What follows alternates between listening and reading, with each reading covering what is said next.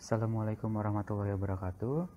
Kami dari kelompok 7 akan menjelaskan suatu penelitian mengenai apoptosis yang berjudul The Fungal Metabolite Ketosine is a Sensitizer for Pro-Apoptotic Therapies in Glioblastoma yang dilakukan oleh Ozier Ligoknar et al. Pada tahun 2019. Glioblastoma multiforme atau GBM merupakan tumor otak kelas 4 dengan hanya 3% penderita yang mampu bertahan hidup lebih dari 5 tahun setelah didiagnosis.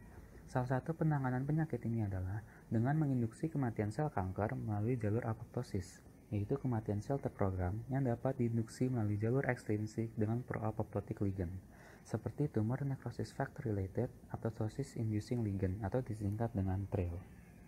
Induksi apoptosis oleh TRIL bersifat selektif terhadap sel kanker, tetapi GBM telah menjadi resisten terhadap TRIL sehingga pengobatannya menjadi tidak efisien. Modulasi epigenetik, yaitu perubahan fenotipe seluler tanpa mengubah genotipenya, dari jalur yang menggunakan DAT reseptor telah berhasil meningkatkan kemanjuran pengobatan menggunakan TRIL. Namun, agen yang dapat meningkatkan efisiensi TRIL belum pernah diuji terhadap GBM. Oleh karena itu, pada penelitian ini dilakukan pengujian senyawa potensial yang diperoleh dari metabolit jamur, yaitu ketosin, untuk menentukan kemanjurannya dalam meningkatkan sensitivitas sel glioblastoma multiforme terhadap TRIL.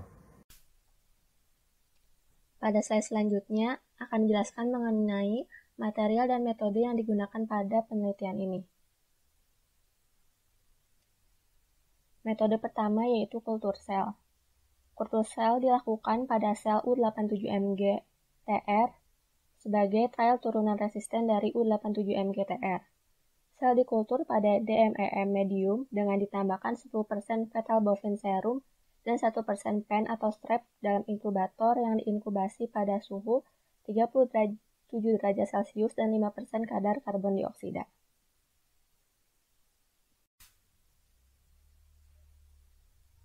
Digunakan beberapa reagen dalam percobaan ini, diantaranya yaitu yang tertera pada slide. Untuk mengukur viabilitas sel dideteksi dengan ATP berbasis sel titer glow luminescent cell viability. 5.000 sel ditempatkan pada 96 well plate sebagai rangkap 3 pada setiap kondisi dan ditambahkan bahan kimia yang sesuai dengan periode yang telah ditentukan pada setiap kondisi tersebut. Untuk semua tes viabilitas sel ditambahkan dengan ketosin dan penginduksi apoptosis. Pada uji penghambatan caspase, sel diberikan perlakuan dengan penambahan ketosis selama 24 jam yang selanjutnya ditambahkan TRIL atau ZFA FMK atau ZFAD FMK sebagai kontrol. Untuk aktivitas caspase, sel ditambahkan dengan ketosin 100 nanomolar selama 24 jam yang selanjutnya ditambahkan dengan TRIL selama 3 jam. Pada perlakuan juga ditambahkan dengan NAC sebagai agen ROS. Selanjutnya diukur aktivitas selnya dengan caspase glow. Metode selanjutnya yaitu cell life imaging, di mana capture dilakukan menggunakan Olympus Excellent Pro Infrared Microscope. Sel di-capture dengan interval 6 menit setelah pemberian perlakuan. Sel yang mati ataupun hidup dihitung dengan software image tray. Kemudian dilakukan analisis menggunakan qPCR. Pertama-tama dilakukan isolasi RNA dan sintesis cDNA, yang selanjutnya akan dianalisis dengan qPCR.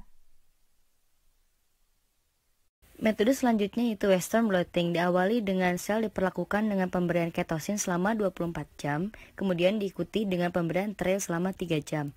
Hal ini dilakukan untuk memeriksa pembelahan caspase, pemotongan BID atau BH3 interacting domain, dan pembelahan PARP atau polyADP ribosa polimerase. Kemudian sel dikondisikan dalam NAC selama 24 jam dan diikuti oleh ketosin dan TRIL secara simultan untuk 24 jam selanjutnya. Kemudian dilakukan Western blot terhadap sel. Annexin staining diawali dengan memasukkan sel ke dalam 6 well yang berbeda. Sel telah diberi perlakuan secara simultan dengan ketosin dan TRIL selama 24 jam. Kemudian semua sel dipisahkan dari peletnya. Pelet dicuci dalam PBS dingin, kemudian disentrifugasi dan diresuspensi dalam buffer pengikat annexin. Sebanyak 100 mikroliter suspensi sel dipindahkan ke beda flow tube dan kemudian ditambahkan dengan Alexa Fluor 488 Annexin V dan juga working solution. Kemudian setelah itu diinkubasi pada suhu kamar selama 15 menit. Metode selanjutnya yaitu diawali dengan sel yang dimasukkan ke dalam 12 well yang berbeda dengan glass cover slip.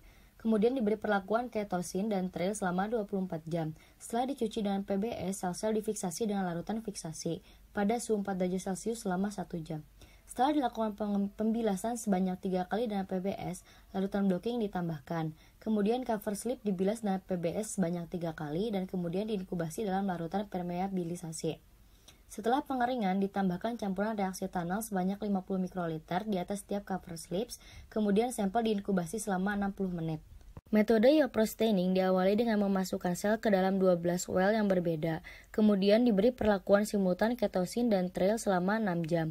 Well dibilas sekali dengan PBS diikuti dengan inkubasi dalam larutan pewarna selama 15 menit pada suhu 37 derajat Celcius. Setiap well divisualisasikan dan gambar yang representatif diambil. Untuk mengawali RNA sequencing, sel dimasukkan ke dalam plat 6 well yang berbeda. Kelompok sel eksperimen terdiri dari duplikat sel kontrol yang tidak diberi perlakuan dan sel yang diberi ketosin selama 24 jam. Kemudian ekstraksi RNA dilakukan oleh Qiagen RNA-Easy Minikit. Kemudian sampel diurutkan pada sistem Illumina HiSeq 4000. Gen yang diekspresikan secara diferensial diidentifikasi berdasarkan distribusi binomial negatif. In vitro ROS detection diawali dengan sel U87Mg yang dimasukkan ke dalam 6 well yang berbeda. Kemudian NAC diaplikasikan 24 jam sebelum pemberian ketosin. Pemberian ketosin dimulai 3 jam sebelum induksi dengan reagen deteksi ROS dan piocyanin ditambahkan tepat pada saat induksi terjadi. Sel terlepas oleh tripsinisasi, kemudian dikumpulkan lalu dicuci dengan larutan buffer dan disentrifugasi.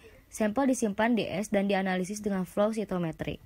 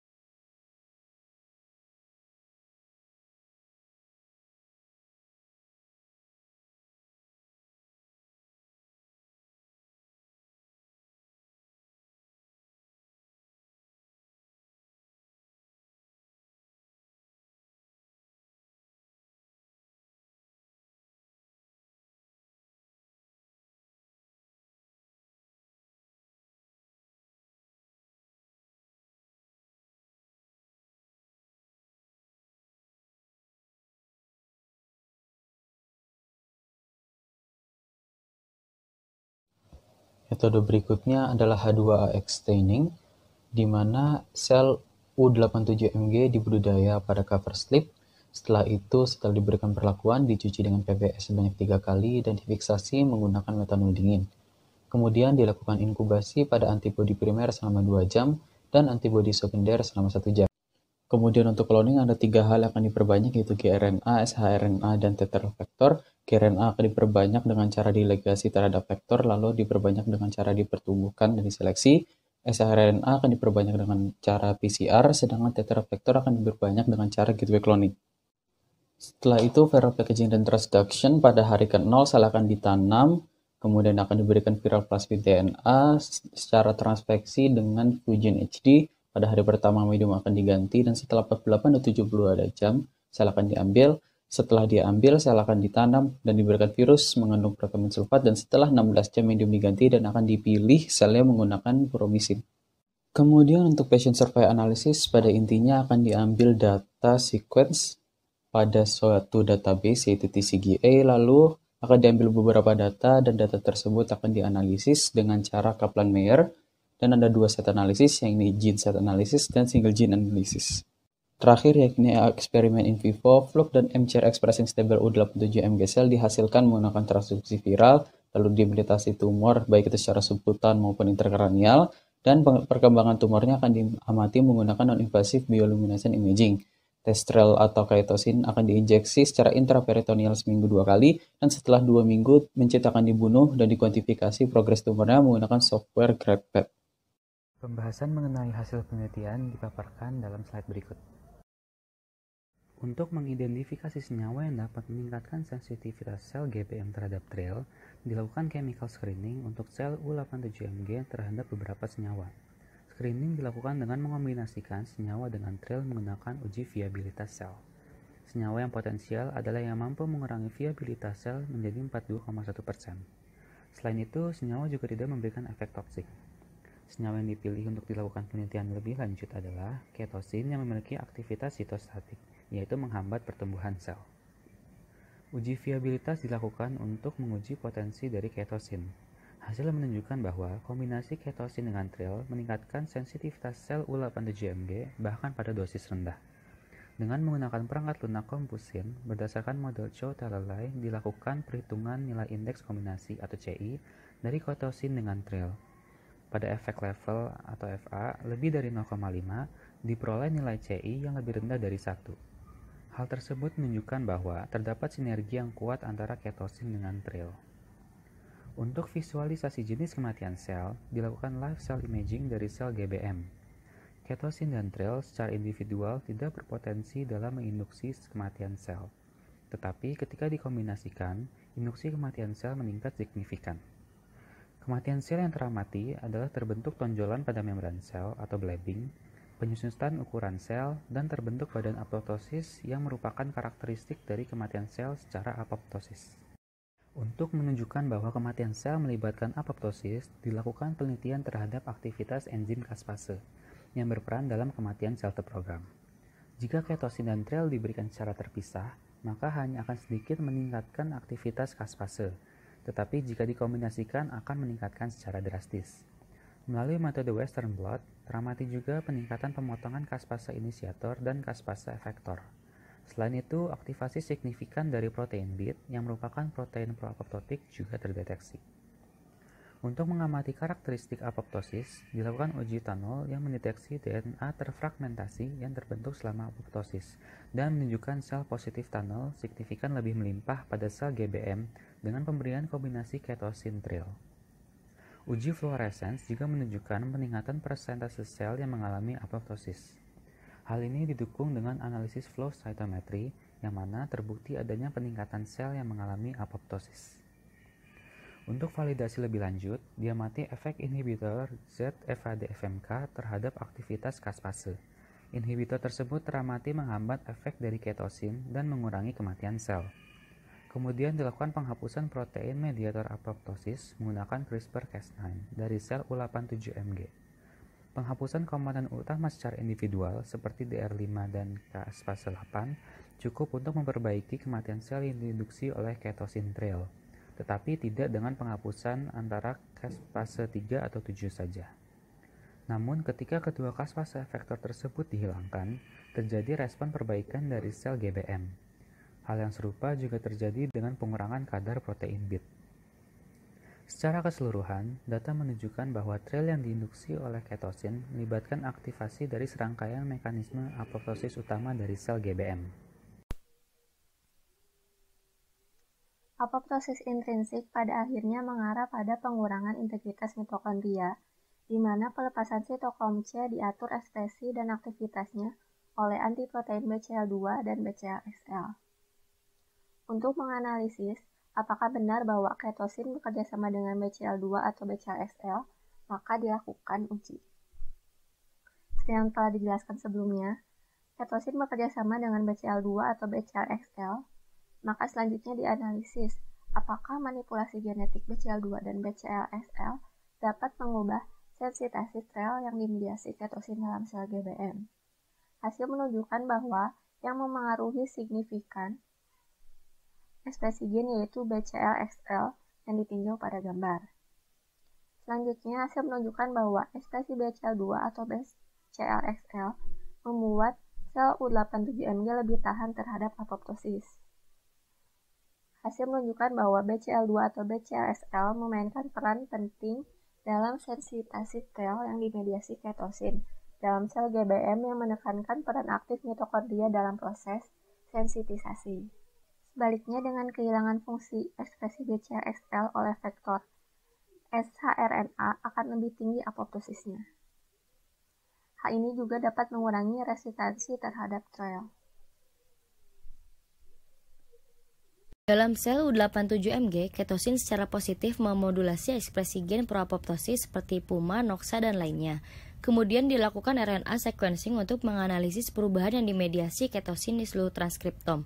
Pada plot 1, ditunjukkan bahwa perubahan lipatan dalam ekspresi gen mengindikasikan bahwa lebih banyak gen yang teregulasi. Kemudian pada gambar plot heatmap ditunjukkan bahwa terdapat perbedaan yang signifikan dalam pola ekspresi UV response up, P53 dan jalur ROS setelah dilakukannya gene set enrichment analysis. Penggunaan NAC dalam treatment untuk GBM ini mengakibatkan terhapusnya sensitisasi yang dimediasi ketosin terhadap TREL, sehingga berubah menjadi FASL dan BH3 mimetik. Juga terdapat pembelahan CASP3 yang diinduksi oleh ketosin dan pemberian TREL berkurang dengan adanya NAC. ROS merupakan penginduksi kerusakan DNA umum, oleh karenanya ketika dianalisis menunjukkan adanya peningkatan kerusakan DNA oleh paparan ketosin yang lama yang dapat diblokir dengan penggunaan NAC. Adapun yang teramati yaitu perubahan ekspresi gen terkait kerusakan DNA, yakni termasuk perbaikan ketidakcocokan dan perbaikan eksisi dasar. Kemudian berdasarkan data diketahui bahwa HAMOX1 meregulasi apoptosis yang diinduce oleh kaitosin. Pertama, di list terlebih dahulu gen-gen yang akan mengalami perubahan, dan ternyata terjadi perubahan yang signifikan pada HAMOX1. Apa itu HAMOX1? HAMOX1 adalah enzim hemokatabolisme yang akan memecahkan heme menjadi dua senyawa, satunya antioksidan dan satunya anti-inflamatori. Dan HAMOX1 ini memang telah digunakan untuk beberapa treatment kanker tertentu. Dan apabila kita bandingkan dengan antara ekspresi HAMOX1 dengan survival patient, ternyata dapat ditemukan korelasi yakni berbanding terbalik. Berdasarkan grafik D, diketahui ekspresi HAMOX1 dimodulasi oleh kaitosin. Maka ingin diketahui apakah HAMOX1 dapat menjadi regulatory axis ketika sensitisasi sel GBM ke TREL. Ternyata, apabila kita lihat dari grafik E, sel yang kehilangan kemampuan untuk mengekspresikan HAMOX1 lebih sensitif terhadap TREL, begitu pula ditunjukkan dari perlakuan kombinasi, sehingga menunjukkan adanya peran penting kaitosin dalam pembentukan ROS. Sebenarnya apa itu kaitosin itu sendiri? Kaitosin adalah inhibitor tidak spesifik dari histone methyltransferase. Kemudian berdasarkan hasil eksperimen in vivo, diketahui bahwa treatment kaitosin dan TREL secara bersamaan akan mereduksi pertumbuhan tumor. Ini dapat dilihat pada grafik B, antar perlakuan ternyata pertumbuhan tumor yang paling sedikit dapat dilihat dan dapat diamati pada perlakuan TREL serta kombinasi antara kaitosin serta TREL. Grafik ini merupakan grafik pertumbuhan tumor pada model subkutan, dan ini dapat dilihat pada figur berikutnya yaitu C dan E. Ternyata memang terjadi penurunan dapat dilihat dengan berkurangnya intensitas dari indikator tumor itu sendiri. Hal yang sama pun dapat diamati pada model interkranial. Apabila kita lihat grafik F, pemberian perlakuan kaitosin ditambah TREL akan mengakibatkan pertumbuhan tumor yang sangat sedikit dibandingkan dengan perlakuan lainnya apabila kita tinjau berdasarkan volume tumornya. Kenapa hal tersebut bisa terjadi? Apoptosis inducer seperti TREL dan kaitosin akan mengakibatkan kematian sel atau apoptosis dengan cara yang berbeda satu sama lain. Apoptosis inducer seperti TREL akan mengakibatkan kematian pada sel atau apoptosis melalui det reseptor, sedangkan kaitosin akan meningkatkan formasi dari ROS yang pada akhirnya akan mengakibatkan perbaikan pada sel atau akan mengakibatkan apoptosis sel. Kombinasi keduanya akan mengakibatkan apoptosis terjadi lebih tinggi, sehingga apoptosis pun akan terjadi dan sel akan mengalami kematian. Dari hasil penelitian tersebut, dapat disimpulkan bahwa kombinasi TREL dengan kaitosin dapat menjadi senjata yang kuat dalam pengobatan glioblastoma multiforme karena kemampuannya untuk menginduksi terjadinya apoptosis. Menurut kami, penelitian yang dilakukan ini sangat mendalam karena digunakan berbagai macam metode dan pengujian dilakukan secara menyeluruh, mulai dari molekuler hingga individu. Demikian penjelasan dari kami mengenai penelitian ini. Mohon maaf apabila ada kesalahan. Semoga video ini bermanfaat. Terima kasih. Wassalamualaikum warahmatullahi wabarakatuh.